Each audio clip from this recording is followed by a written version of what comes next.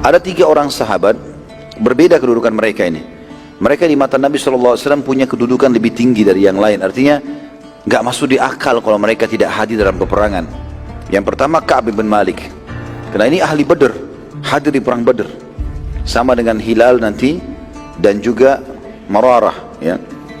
Tapi Ka'ab yang paling banyak ceritanya. Ka'ab mengatakan, aku pun mendatangi Nabi SAW. Dan dalam perjalanan dari rumahku menuju ke masjid untuk bertemu dengan Nabi SAW, aku berkata dengan jiwaku sendiri, demi Allah, tidak ada yang bisa menyelamatkanku hari ini kecuali kejujuran.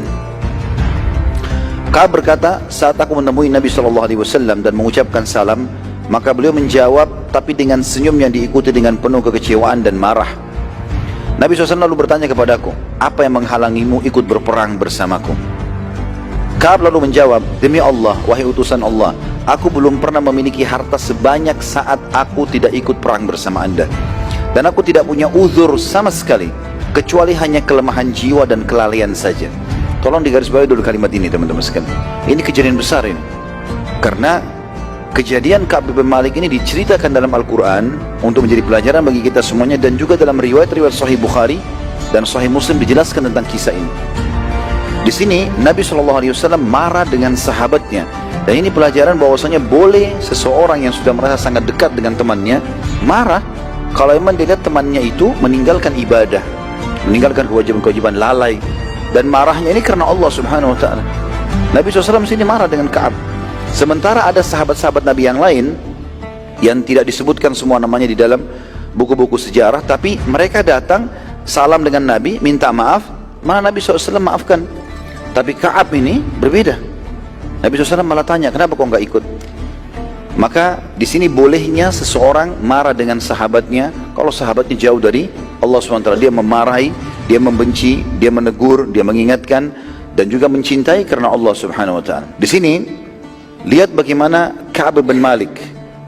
Dia menceritakan kisahnya teman-teman. Dia bilang begini, pada saat aku ucapkan tadi kalimat itu, ya Rasulullah, demi Allah belum pernah hartaku sebanyak pada saat aku tidak ikut sama anda. Artinya lagi melimpah-limpahnya, panen kurma, uang banyak, lagi sehat, anak-anak juga lagi nggak ada sehat, istri lagi baik, semuanya nggak ada masalah. Aku tidak hadir ya Rasulullah kecuali karena kelemahan jiwa, nggak ada yang lain. Kata Ka'ab, dia ceritakan gitu. Coba lihat, kita seperti masuk dalam alamnya beliau ini radhiyallahu anhu. Dia mengatakan, pada saat aku pulang ke rumahku, sementara kaumku berbondong-bondong mendatangi rumahku dan berkata, wahai Ka'ab, karena beritanya Ka'ab ini disampaikan di masjid, orang-orang pada dengar, tersebar berita apa yang Ka'ab ucapkan.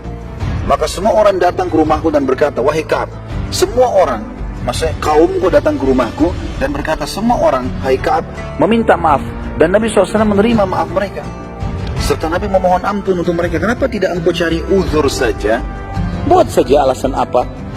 Lalu Nabi SAW menerima dan beristighfarlah untukmu. Dia beristighfar untukmu sehingga engkau lepas dari belenggu kehidupan.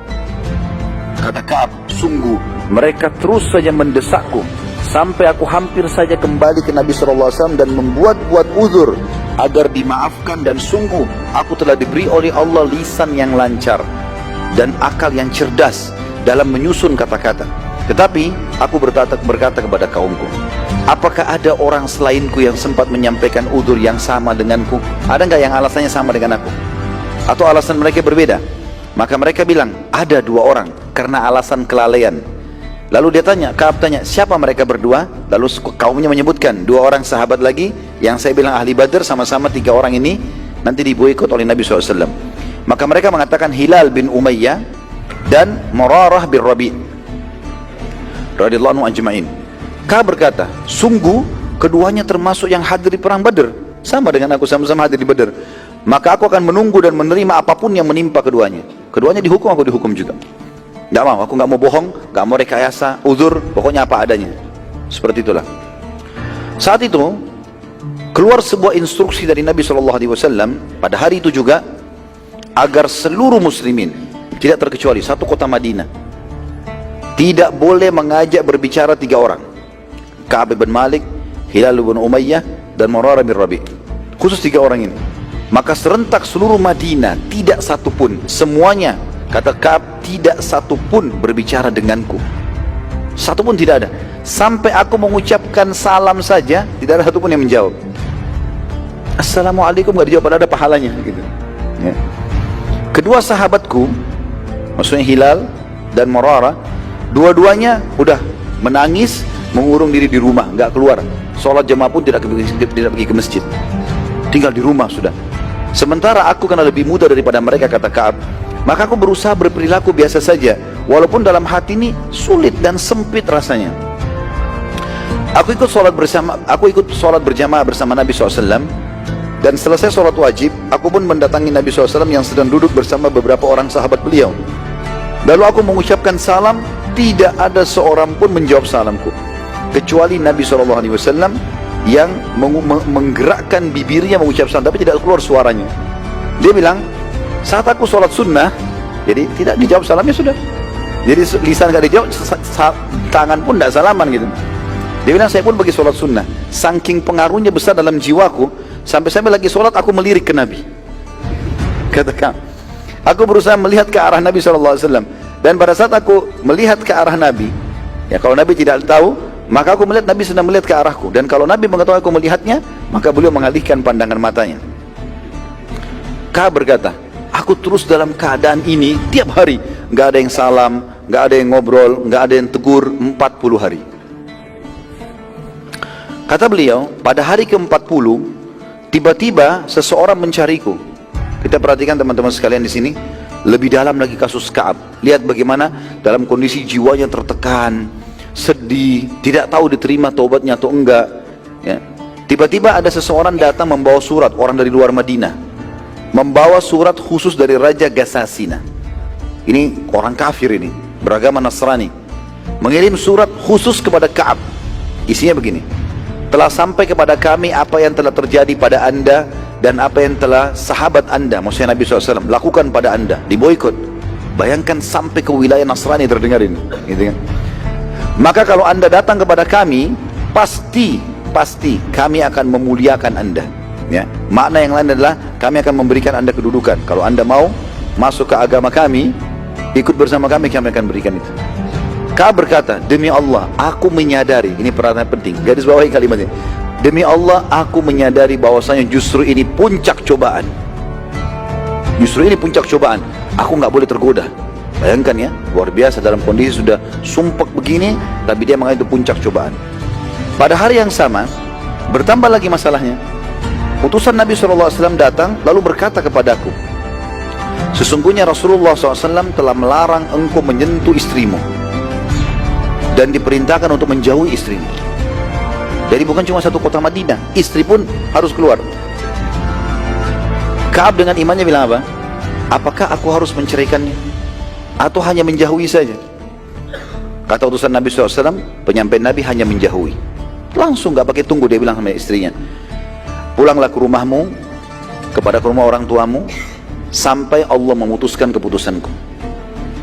Kata Ka'ab, pada saat itu luar biasa, menumpuk antara, pada saat istrinya pergi, menumpuk antara di luar rumah tidak ada yang ajak ngomong, di rumah pun sendirian. Istri udah gak ngomong, gak ada masakan, gak ada ngomongan, gak ada biologis, gak ada segala macam. Diboikot total. Sebagian kerabat mendatangi Ka'ab, kata Ka'ab, mendatangiku seraya berkata, wahai Ka'ab, sesungguhnya Hilal ibn Umayyah dan Murarah bin Rabi membiarkan istri mereka di rumah, mereka hanya saja tidak menyentuhnya. Dua temanmu juga sama perintahnya Nabi SAW, tapi mereka minta izin sama Nabi, gak usah dipulangkan ke rumah orang tua, di rumah saja, tapi gak disentuh, gak ada biologis sama sekali. Ka'ab menjawab, mereka berdua sudah berumur, aku masih muda gitu. Sementara aku khawatir melanggar, nanti lihat istri habis mandi, nanti dekat-dekat, bahaya, dilarang sentuh, ini larangan Allah dan Rasulnya, hukum melanggar. Dan dia takut menyentuh sampai disuruh pulang istrinya. Ka'ab berkata, sungguh segala sesuatu berubah total padaku, dadaku sempit, hidupku seraya senyap, bahkan istri pun sudah tidak berbicara denganku, dan dunia menjadi berubah, keindahannya menjadi gelap, dan berjalan selama 50 hari. Dari 40 hari 10 hari diboikot, tak bisa lagi istrinya juga ngomong, melayani, disentuh. Dia bilang, saya tetap komitmen, coba bersabar. Dalam kemelut pikiran jadi kacau, hati jadi sempit, dada jadi sempit, tetap saja saya sabar. Dan subhanallah, di hari ke-50 dari cobaan tersebut, pada saat aku sedang sholat duha di halaman rumahku. Karena panas, beliau keluar di depan rumahnya, pasang sejadahnya, sholat duha. Dia bilang, tiba-tiba aku mendengar suara dari kejauhan yang sangat besar, teriak-teriak, wahai Ka'ab, berita gembira, wahai Ka'ab, berita gembira, gitu. Dia bilang, saya melihat ke arah suara itu, saya melihat ada dua orang sahabat Rasulullah SAW, yang satu lari, yang satu pakai unta.